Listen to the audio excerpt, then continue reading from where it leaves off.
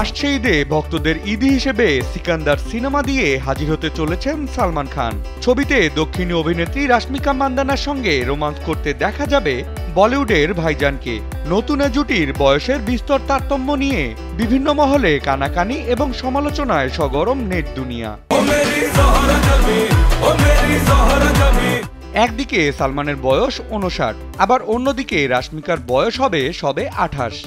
সম্প্রতি সিকান্দারের ট্রেলার লঞ্চে এ বিষয়ে সাংবাদিকদের প্রশ্নের মুখে চটে যান সালমান।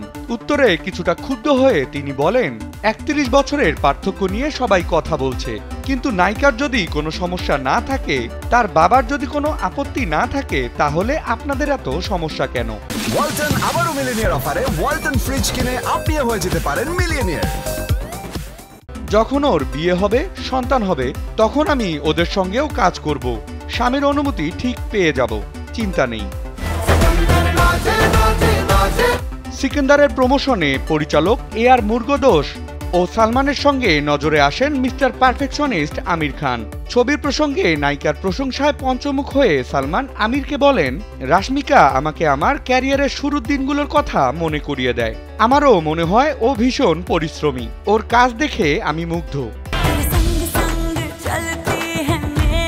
আগামী 30 মার্চ ভারতবর্ষের প্রেক্ষাগৃহে মুক্তি পেতে চলেছে ছবিটি।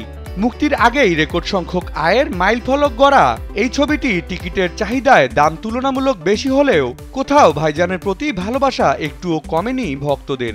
ঈদের আবহে বড় পর্দায় প্রিয় নায়ক সালমানকে দেখতে ভক্তরা যে কতটা উৎসাহী তা আর বলার অপেক্ষা রাখে না।